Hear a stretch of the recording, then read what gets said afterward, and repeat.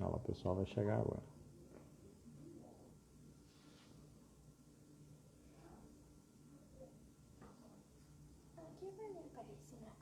Não. Só se você ficar aqui. Aí pode. Quer puxar a cadeira, botar aqui? Olá, meu povo. Sejam bem-vindos aí de novo. Instagram cortou o nosso barato aí, mas a gente vai dar continuidade.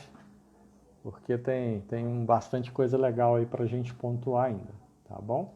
Vou esperar o professor Felipe retomar aí, para que eu possa liberar o compartilhamento com ele aí. Sejam bem-vindos de volta.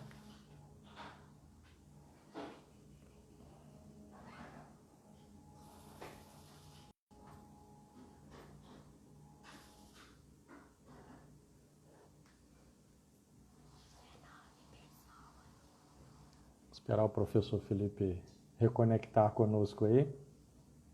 Sejam todos muito bem-vindos. A gente estava na parte do ventilador mecânico aí, tá? Fazendo a parametrização quando o paciente está em PCR.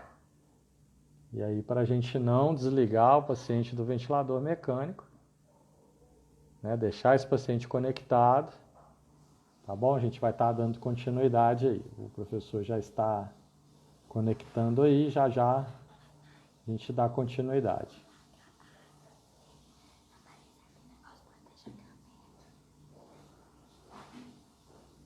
Vamos lá, gente. Tá chegando a galera aí. Sejam todos bem-vindos para a gente dar continuidade aí na RCP. E agora a gente já está naquele momento que o paciente está em ventilação mecânica. Tá? E o professor Felipe está comentando aí para a gente sobre as recomendações do ventilador mecânico. O professor Felipe chegou aí. Obrigado, Ayane. Obrigado. Legal ter você aí com a gente. Janaína está aí também, só gente boa. E aí, Filipão, voltamos. Estamos de volta aí. Te falei que o Instagram ia puxar a orelha, né? Mas tá bom, a gente dá continuidade então. Então vamos lá, gente. Continuando, tá? A gente pausou aí quando o professor Felipe estava falando dos parâmetros do ventilador mecânico que a gente coloca quando o paciente está em parada cardíaca. Não é para desconectar, não é para desligar esse ventilador mecânico, não. Precisa mexer nos parâmetros desse ventilador. Professor Felipe, lá, começa de novo dos parâmetros. Vai lá no volume, na PIP, vamos lá. Só deixar uma observação pro pessoal aqui. A Michelle está acompanhando nossa live aí, já estava com a imagem lá na mão, me enviou da técnica do V e do E. Então tá lá nos meus stories lá para o pessoal, né, que está em dúvida ver como que é essa técnica. Perfeito. Tá certo? E ela é uma técnica ótima. Seja bem-vindo aí, James Santos, lá de São Paulo. Muita gente boa aí.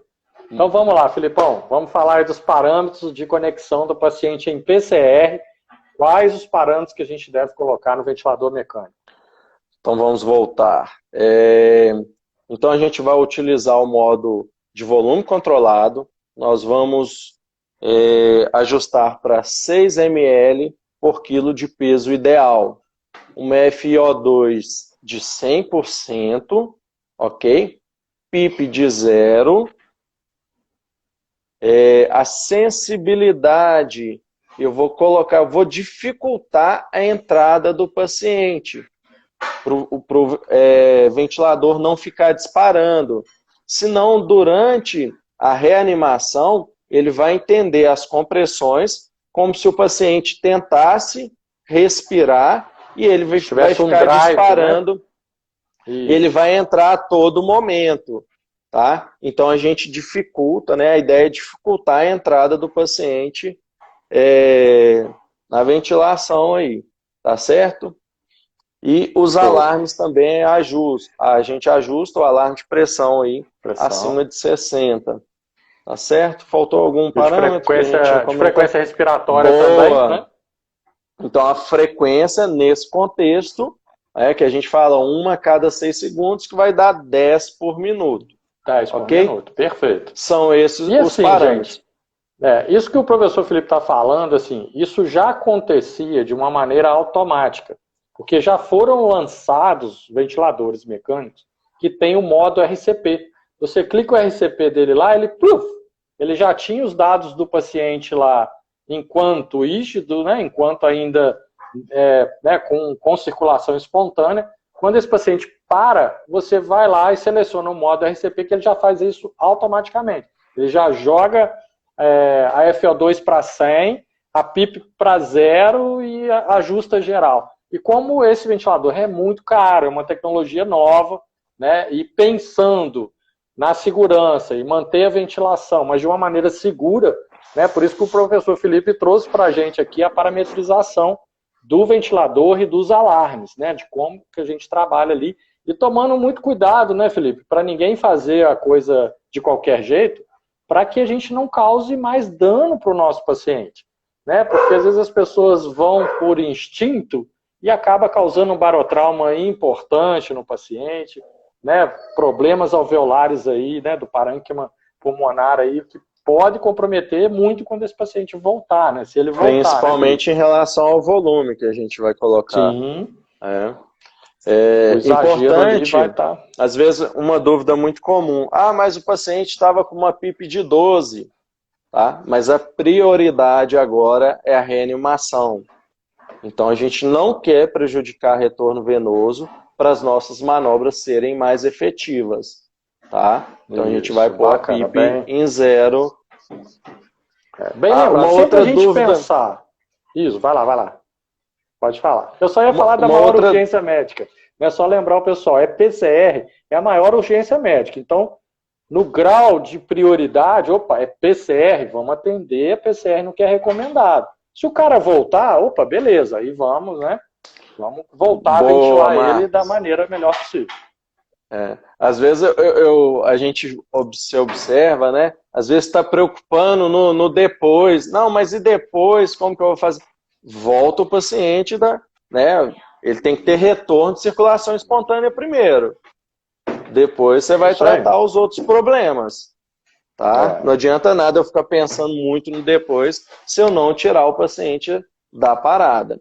Tá certo?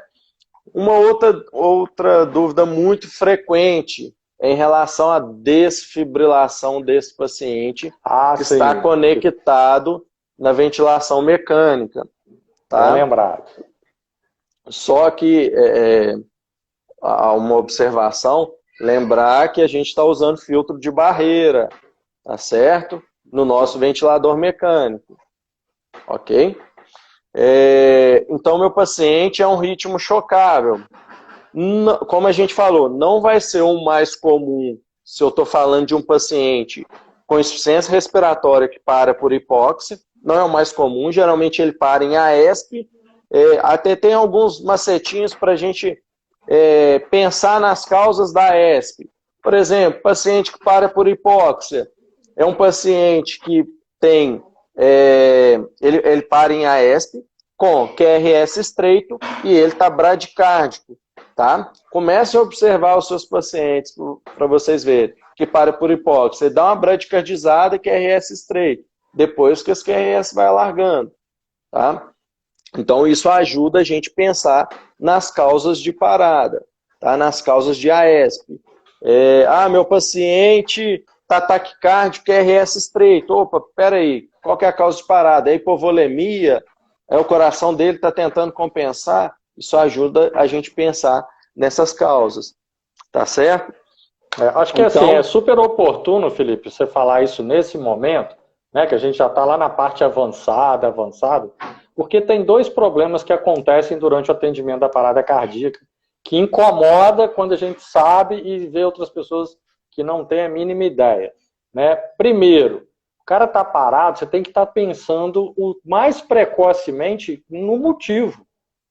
Porque são as causas reversíveis, igual você muito bem colocou. Você não fica ali só fazendo compressão, ventilação, esperando dar 2 minutos para ver o ritmo, não. Vamos colocar a cabeça para funcionar.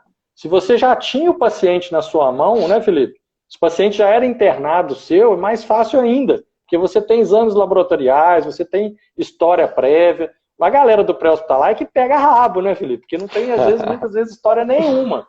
Né? Então acaba que o cara tem que ser ninja, né? Começar pelo básico. Começar pelo básico. E aí, meu básico tá bacana, a gente vai para o avançado. E um outro problema que a gente tem, né, para o atendimento de parada cardíaca de alta performance, é às vezes realmente as pessoas não estudarem, né, não estarem alinhadas no guideline e começar a fazer atrocidades durante o atendimento da parada, que isso vai comprometer pra caramba a possibilidade desse indivíduo voltar. Né? O vício, por exemplo, que muitas pessoas têm de ficar olhando o monitor durante a compressão, né, é uma coisa horrorosa. Né? Por diversas vezes eu já tive briga com colegas, né, de outra coisa, por conta do cara mandar parar a RCP porque ele acha que o indivíduo voltou, porque ele viu uma ondazinha ali no monitor. Então são erros gravíssimos, né, Felipe? Que isso tudo tem um momento de olhar para o monitor. No cérebro do paciente, né? Então o paciente vai queimar mesmo, porque a RCP foi muito mal conduzida, muito mal conduzida. Então acho que foi legal você falar desses toquezinhos aí, que realmente são coisas importantes que já vai te dando, né, umas sacadas aí. E a gente começa a entender a importância de evitar pausas desnecessárias, né, prolongadas na RCP, quando a gente pensa em perfusão. Para a gente ter uma perfusão adequada, eu preciso ter um certo tempo, um número de compressões para a gente atingir um alvo de perfusão adequada. E se eu paro toda hora essas compressões, eu não vou conseguir isso. E o retorno da circulação espontânea, né, aproveitando esse momento, o retorno da circulação espontânea está muito relacionado ao número de compressões, a quantidade de compressões efetivas que eu vou realizar no atendimento desse paciente. E não só o retorno da circulação espontânea, também a boa função neurológica. Porque não adianta nada o paciente voltar, né, ter retorno de circulação espontânea, mas não ter boa função neurológica. A nossa ideia é que esse paciente tenha retorno de circulação e daqui a uns dias ele está trabalhando, está viajando com a sua família. Então, a boa função neurológica. Os efeitos neurológicos da PCR, a gente espera, a gente luta o tempo todo para que sejam o mínimo possíveis. Né? Aí vem todos os cuidados durante a parada e no pós-parada. Eu sempre falava muito com o pessoal, né, na terapia intensiva, que quando o paciente volta, às vezes é a hora que a gente mais vai trabalhar, porque a gente tem alvos, né, na estabilidade hemodinâmica desse indivíduo, que é onde vai dar mais trabalho para a gente. Mas é maravilhoso, né? Só aproveitar esse momento aqui, Marcos, dar os parabéns aqui para a equipe, né, que eu trabalho aqui do SAMU de Belo Horizonte, tá? No final do ano passado, no início desse ano, nós tivemos muitos casos bem-sucedidos de reanimação cardiopulmonar, de pacientes saindo Glasgow 15, andando do hospital, tá certo? Então, assim, até falo com os meninos da USB, a reanimação cardiopulmonar, a função deles nesse atendimento é muito importante. É o básico que faz a diferença nesse atendimento, tá certo? Então, dá os parabéns para a equipe aí, ok? E só continuando o raciocínio lá, até a Renata aqui, colega lá de São João del Rei, SAMU também, a gente falar sobre a desfibrilação que o paciente está conectado à ventilação mecânica, tá? Então, não vamos desconectar esse paciente da ventilação, ok? Qual que seria a recomendação? Eu vou colocar esse ventilador em modo de espera. Porque se eu desconectar, eu aumento o risco para a equipe. Tá certo? Então eu coloco o ventilador em modo de espera. Então não vai ter fluxo de oxigênio ali nesse momento. Coloquei em modo de espera, aplico terapia elétrica. E quando eu estou falando de terapia elétrica, a desfibrilação, apliquei desfibrilação, a gente sabe que volta as compressões torácicas e aí eu posso voltar à ventilação, tá? No meu ventilador mecânico. Então, não desconecta, tá certo? Para a gente reduzir o risco para a equipe, ok? Show, muito bem lembrado, Felipe. A galera aí que trabalha contigo, já trabalhou contigo aí, tudo falando que o sucesso da equipe vai muito aí das suas aulas, das suas colaborações aí que você sempre deu para a equipe. Eu sei que você é um cara que está sempre treinando, galera sempre levando legal. Isso é mérito seu também, Felipe. Não é só da equipe, não. Mérito seu, cara. Isso tem que ser falado. De toda a equipe lá do SAMU de BH, né? O pessoal do NEP, a Dani, o Carlos do Henrique, NEP, a galera do NEP todos os meninos lá que ajudaram nos treinamentos, né? Não vou citar todos os nomes para não esquecer ninguém, mas o pessoal Eric é Cota fera. tá aí acompanhando a gente aí, é outra aí que também né, participa ativamente, gente boa pra caramba. Professor James, né, o conselheiro, James está aí com a gente, mandou uma pergunta. Ele é conselheiro do Corém de São Paulo, né, nosso amigo também lá da BENT, da MIB. Ele gostaria de um posicionamento nosso aí, né, nesses dias de hoje, com o Covid-19, os pacientes graves com imagem pulmonar, tá? Pode ser um parâmetro aí para não reanimar? Você já passou por isso aí, Felipe? O pessoal tem discutido sobre isso? Cara, no contexto que a gente está hoje, por exemplo, BH, as medidas de isolamento têm surtido efeito, tá? A gente está dando conta de atender a demanda, e a ideia, às vezes a gente tem visto pessoal filmando hospital vazio e tal, a ideia é essa mesmo. A gente não quer a população... tenha condições de atender o povo, isso aí. Se a gente tiver todo mundo infectado e precisando, por exemplo, de leite de terapia intensiva, a gente não vai dar conta da demanda, tá certo? Isso é nítido, gente. A gente olhar os exemplos dos outros países, agora os Estados Unidos, tá, né? Principalmente Nova York, que é uma cidade muito rica, com uma grande capacidade, eles estão passando dificuldade, tá? Uma enfermeira colega nossa, ela falou que nunca imaginou na vida dela viver o que ela está vivendo lá. A gente tem exemplos aqui também no Brasil, Amazonas, faltando leite, terapia intensiva. São Paulo, a gente tem um número também considerável de casos. Vários locais ontem, aqui.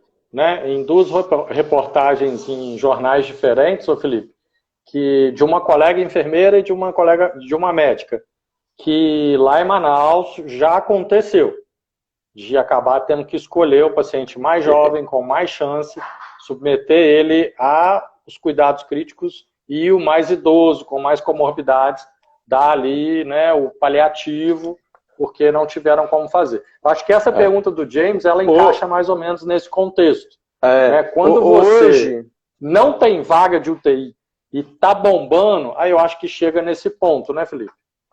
Hoje a gente reanima porque a gente tem condições de realizar esse atendimento. Daqui a um mês, a gente talvez vai ter que fazer essa consideração, né? Em questão de gravidade, comorbidades do paciente, né? A gravidade do caso, tá certo? Qual que era o nível de dependência desse paciente prévio, tá? A idade, tudo isso para avaliar qual o paciente, que sempre que a gente trabalha com um número de pacientes acima do que eu posso ofertar de atendimento, a minha demanda é muito grande, eu tenho que salvar o maior número de vidas possível. Isso é muito nítido, a gente sempre trabalhou com isso, quando a gente está falando de, principalmente, trauma, catástrofe. Eu até tenho conversado muito com o pessoal, no contexto clínico, não me lembro de outra situação que a gente teve que talvez escolher quem vai viver e quem vai ali possivelmente morrer. Quem eu vou atender primeiro, né? Nos múltiplas vítimas, né? Vocês aí no pré-hospitalar tem a questão, né, do start lá, vocês já faz a triagem, tem o paciente que é preto, e por ali vai. Então, assim, é um outro mundo, é uma coisa que a gente não espera encontrar na clínica, né, Felipe? Verdade. É mais ou menos isso que é o que a gente está vivendo, né? Só que, graças a Deus, o nosso sistema de saúde está absorvendo. Por enquanto. Mas isso também está causando um problema muito grande para a saúde financeira das instituições privadas. Porque o pessoal está com 40% de ocupação, 50%, e isso, né, vai acabar dando problema. A Lucélia mandou uma pergunta que eu gostaria de respondê-la no final, que a gente vai falar de cuidados pós-PCR. A Lucélia perguntou aí sobre se tem alguma consideração especial para o paciente de Covid quando volta, né? Tem algumas coisas sim. A gente prefere abordar no final e convidar o Felipe agora para falar um pouquinho aí sobre o paciente, né? Que tem uma técnica que o pessoal andou falando besteira aí, teve um repórter maluco aí falando sobre a pronação. Aquilo, pô, virou meme, né, para o mundo inteiro, uma loucura. Mas, enfim, pacientes com síndrome, né, respiratória aguda grave, existe uma indicação de pronar esse paciente, tá? De colocar ele em prona, de bruços, para melhorar, otimizar a ventilação dele ali e aumenta as chances dele ali. Então, o paciente, quando está pronado e ele está em ventilação espontânea, ele não está com viária avançada, se ele parar, vamos lá, galera, volta o cara supina de novo e faz RCP normal. Agora eu gostaria que o Felipe entrasse no contexto do cara mais grave, que está sob ventilação mecânica, com viária avançada, direitinho ali, definitiva, e esse cara para em prona. Qual é a recomendação, Felipão? Beleza, hein? Então vamos lá. Tentar ser bem simples aqui na resposta. Então o paciente parou em prona. Às vezes eu vou ter um membro da equipe ali paramentou, né? Está paramentado, pronto para atender esse paciente. Pode-se iniciar a reanimação desse paciente na posição prona, tá? Entre as escápulas ali, entre a T7 e T10, ok?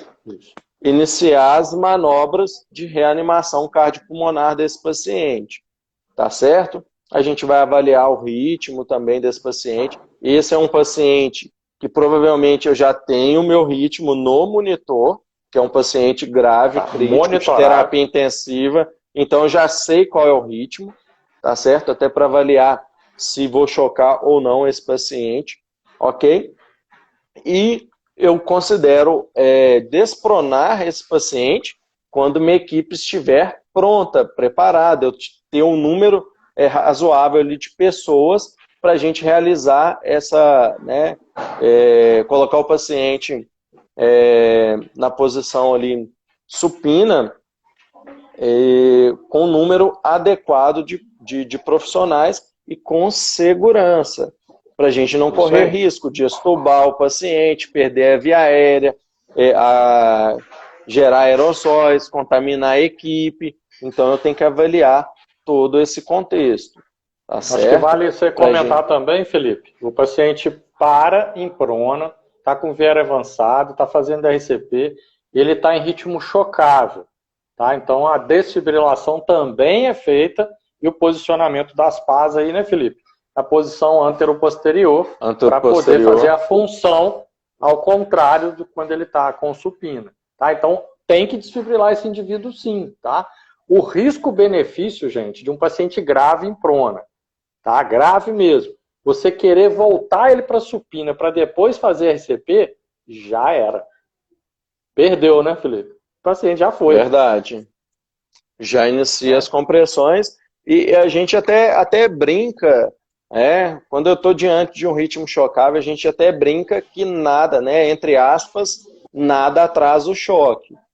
Quanto antes eu desfibrilar esse paciente, melhor o desfecho. Melhor, é claro que eu tenho que tomar cuidado com segurança, se ele está na ventilação mecânica, eu vou colocar em modo de espera, ver se a equipe afastou do paciente, tudo isso é necessário. Segurança em primeiro lugar. Era imprescindível, né, a gente não deixar de falar em prona, né, Felipe? Porque às vezes acaba assustando o pessoal e no desespero o pessoal vai querer supinar o paciente de volta e não vai rolar, vai dar ruim, vai acontecer todos os eventos adversos possíveis e o paciente vai morrer. Né? Provavelmente e aí uma ótima opção de treinamento para as equipes. Sim. Tá ali, tem um tempinho, estou na terapia intensiva, peraí, vamos treinar aqui, pronar, certo? Avaliar, estudar um pouquinho, qual a indicação de pronação, o quanto antes a gente pronar, por quanto tempo, avaliar quais são as indicações, ok? Isso gente, o muito prona, importante. ele tem muita indicação, né? Ele é uma terapia a ser adotada, uma terapêutica a ser implementada, e é Não é para o vírus multiprofissional, né? sair pela boca. Não, não tem isso. O vírus não Não. vai sair pelo canto da boca, igual tem uns malucos fazendo aí, tá? Mas, enfim, vale, né, só ressaltar também da importância do enfermeiro estar junto nesse procedimento, ter certeza que a sua equipe já treinou isso, detém a técnica, que o físio está com você, o médico está com você, se possível, galera da nutrição já deu ok, já suspendeu essa dieta. Então, é multidisciplinar, tá? Não é para fazer prona aí de qualquer jeito, que você vai provocar, às vezes, muito mais mal para o paciente do que bem. Felipe, vamos entrar nos cuidados pós-parada, então. Tá? O nosso paciente de Covid voltou, tá? Não estava em prona nem nada, não. Vamos mais simples um pouquinho. Sou João, de 55 anos, teve uma PCR, Covid aí confirmado e tal, chegou no seu hospital aí com sintoma respiratório grave, ele não tem comorbidade nenhuma, tá? Tem 55 anos. Teve uma PCR na sua UTI, Felipe, e voltou, tá? Voltou. É aquele negócio que eu falei agora, que agora é hora de trabalhar, né? Então, quais são as preocupações, né, as intervenções aí que a equipe precisa ter no momento que o paciente volta? Eu só vou começar com o seguinte. A primeira pergunta, o paciente tem alguma resposta? Está consciente ou esse paciente está em coma? Tá? Se ele estiver sob narcose, aí não dá para avaliar esse neurológico, para que a gente possa pensar em algumas outras coisas. Tá bom? Então, essa avaliação neurológica, da resposta neurológica desse paciente, às vezes ele tem um drive respiratório, já se entende aí que esse paciente é responsivo, né? Ele tem o retorno da circulação espontânea ali como responsivo. Tá? Se esse paciente voltou em coma mesmo, e ele tem algumas, né? Ele é um paciente que era rígido, né? Que não tem contraindicações para ser submetido aí ao controle direcionado à temperatura, né? A gente deveria pensar, porque o desfecho neurológico geralmente é muito bacana. Tá? Então é uma das coisas que eu gostaria de colocar sobre essa parte neurológica. Se a gente voltou em coma, né?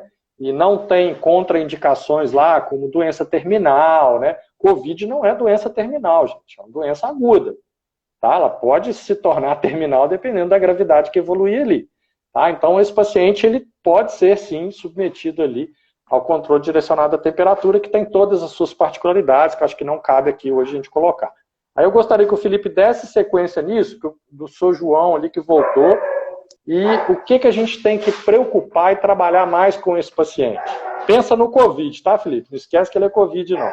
Vamos lá. Cuidados pós-parada. Na verdade, o contexto em geral. Né? Meu paciente voltou, teve retorno de circulação espontânea. Eu até gosto, às vezes, de ensinar de algumas formas o pessoal gravar, principalmente aqueles que não trabalham muito com paciente crítico, emergência, terapia intensiva. Ou às vezes eu falo os 4 Ps. Então, ele tem pulso, né? Retorno de circulação espontânea, tem pulso. Quem tem pulso tem pensamento, então vou avaliar o nível de consciência desse paciente, se ele responde ou não. Tem pensamento, tem pulmão, então meu paciente respira, ele não respira, uma ventilação a cada 6 segundos, tá? Se tiver na ventilação mecânica, ótimo, ok? Vou auscultar o pulmão desse paciente, até para avaliar se ele está crepitando ou se a ausculta está limpa, porque num contexto de o paciente estar chocado, eu vou infundir fluidos ou não, eu vou para droga vasoativa. Lembrando que no contexto de Covid, a gente é mais ainda restritivo em relação a volume, tá certo? Então tem que ser bem criterioso, tá? Então quem tem pulso, tem pensamento, tem pulmão e tem pressão. Pressão. Ok? Então, vou avaliar a pressão desse paciente. A pressão agora está 60/30. Então eu tenho que abordar meu paciente. Posso dar volume para ele? Beleza. Dou 500, reavalio, ausculto novamente. se eu posso dar mais volume ou não, ou eu quero usar uma droga vasoativa, eu não quero mais dar volume para esse paciente, não é indicado. Por exemplo, uma droga que a gente usa muito, noradrenalina. Melhorar a pressão desse paciente, tá certo? Então, isso é o inicial do atendimento pós-parada. Lembrando que o pós-parada é o último elo da cadeia. E a gente tem que trabalhar muito com ele para a gente melhorar o desfecho, né, a sobrevida e a boa função neurológica do paciente. Então, isso é muito importante. Lembrando, que faz o paciente parar novamente, ter uma nova PCR nesse pós-parada? Principalmente hipóxia e hipotensão. Então, eu vou atender a demanda desse paciente, tá certo? Tem um outro mnemônico, quem gosta muito de utilizar é nossa amiga e querida Érica, né? Que é o graças a Deus. Graças a então, Deus. O que seria o graças a Deus? Seria o sinal da cruz, tá certo? Então, pensamento, pulmão, pressão, acesso para droga ou volume, tá certo? Então, meu paciente voltou. Quando o paciente volta, o que a Érica fala? Graças a Deus. Né? Pensamento, pulmão, pressão, um acesso venoso para droga ou fluido. Tá? Lembrando, gente, tem discutido muito. Posso iniciar a droga vasoativa em acesso periférico? Pode. Isso a gente já faz há muito tempo. Pode. O que não pode é meu paciente ficar hipotenso. Isso não pode. Tá? Estou usando amina, está aumentando a vazão, né? Está em alta vazão. Aí depois pensar, não, acesso central, beleza, tá? Mas inicialmente posso sim utilizar. E aí vai se pensar, nesse pós-parada. Em exames, o que não pode faltar? Eletro não pode faltar, tá? Então avaliar qual que é a causa de parada desse paciente. Principalmente no contexto pré-hospitalar, muitos desses pacientes têm uma causa cardiovascular. Por isso que para muito em ritmo chocável. No pré-hospitalar, os ritmos são em torno de 80% ritmos chocáveis. Então, o cara infartou, teve uma arritmia e teve a PCR. Por isso que o DEA é muito importante no pré-hospitalar. Já no intra-hospitalar, a maior parte das paradas são em ritmos não chocáveis. Tá certo? Então, o ECG tem que realizar uma gasometria super importante, né? O que a gente fala de exame de sangue, tudograma, né? Íons, hemoglobina, vários exames aí, as funções renais e tal desse paciente, isso é importante também, tá certo? Para a gente avaliar, né, a possível causa de parada desse paciente. Raio-X, e aí você até comentou em relação ao controle direcionado de temperatura. Alguns, né, no outro guideline, a gente fazia o quê? Hipotermia. Hipotermia. Mas tem alguns estudos, tanto em relação a PCR e também alguns estudos relacionados a paciente neurocrítico. O que foi observado nesses estudos? A hipotermia não é melhor que o controle direcionado de temperatura. Então, o que não pode? Não pode meu paciente ficar com febre, com hipertermia. De jeito nenhum. Vai queimar. De jeito nenhum. Vai queimar o cérebro dele. Controlar a temperatura desse paciente. Então, geralmente a gente escolhe voltou em coma. Escolhe uma temperatura-alvo entre 32 a 36, tá certo? Uhum. E manter o paciente nessa temperatura por pelo menos 24 horas. 24 horas. Tá, Felipe, foi legal você comentar, né, sobre essa diferença que tinha né, antes do controle direcionado à temperatura, porque a hipotermia mesmo, pouquíssimos centros dão conta de fazer, né, por falta principalmente de logística, né, você não tem como manter a temperatura só daquele leito do paciente. A grande maioria dos pacientes em terapia intensiva estão em leitos, né, conjugados, que o ar-condicionado é para todo mundo, são poucos lugares que é, né, individualizado e tal. Então, assim, pouquíssima gente fazia, né, baixava a temperatura. E de 32 a 36 já se tornou uma coisa mais viável. E aí sim, muitos serviços que não faziam começaram a fazer, e o desfecho neurológico é realmente bem diferente. Quando você tem, né, mantém ali a preservação da injúria, né, da PCR, por conta da injúria neurológica que dá, o cara acaba fazendo febre, já estava num processo infeccioso, aí já era.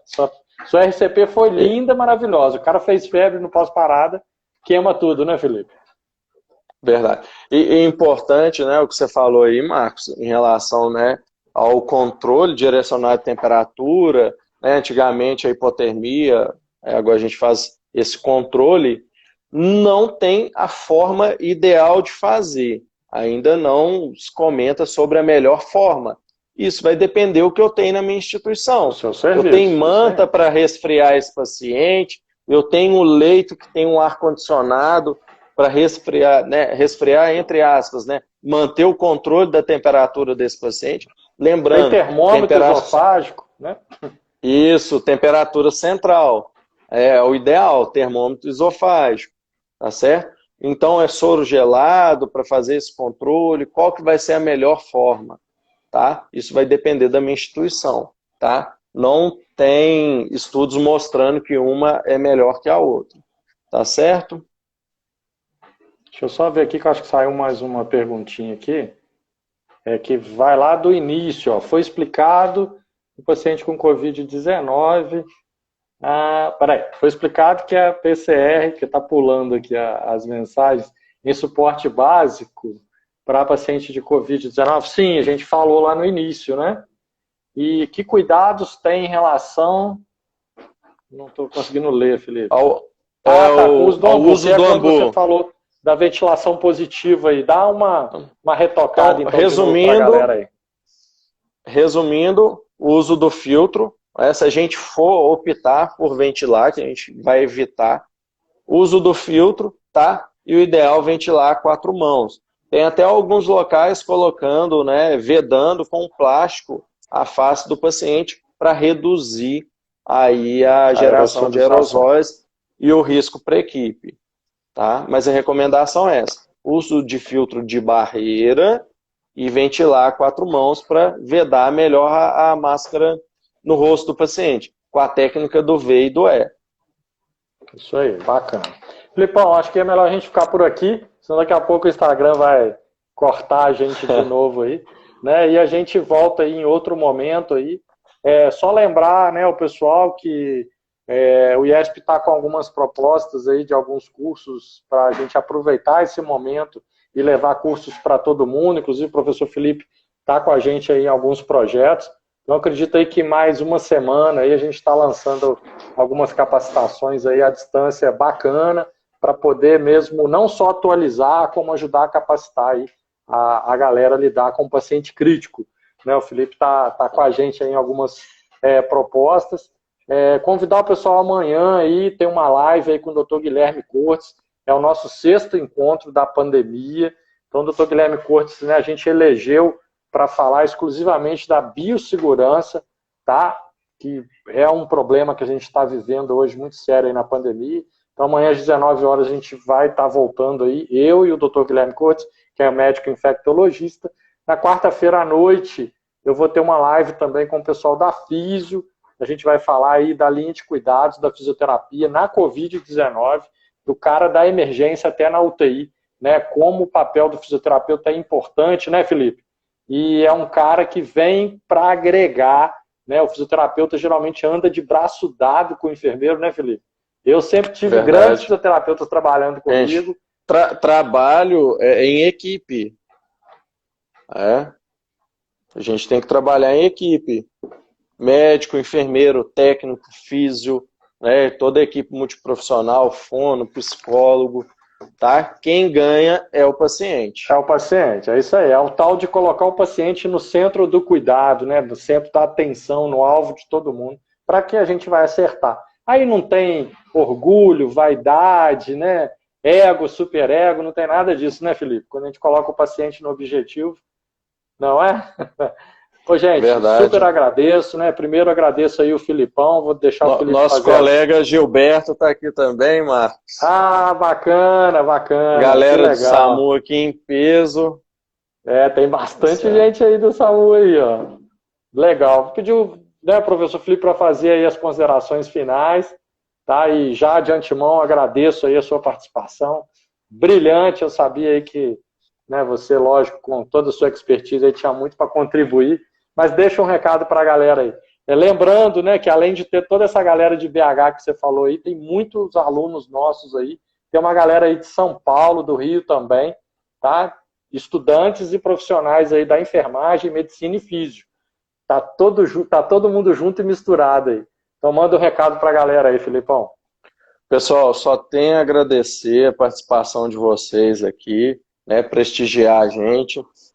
Isso é muito importante. E a ideia é a gente passar, né, um pouquinho do que a gente vai ali, estuda, atualizações para vocês, tá certo?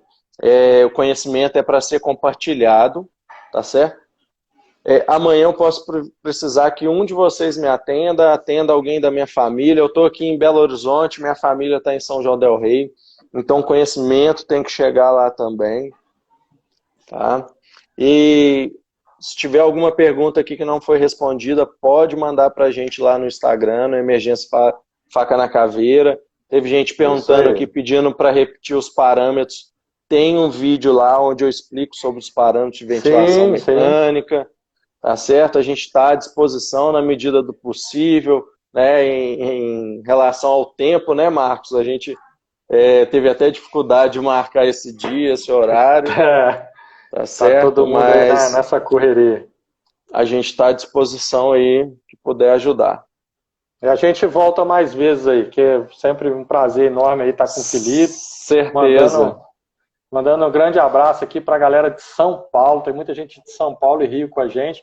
Alegria grande aí, os residentes lá de Porto Velho, em Rondônia, também estão aí com a gente aí, uma galera de residente legal aí, o André e a turma dele são residentes aí de terapia intensiva.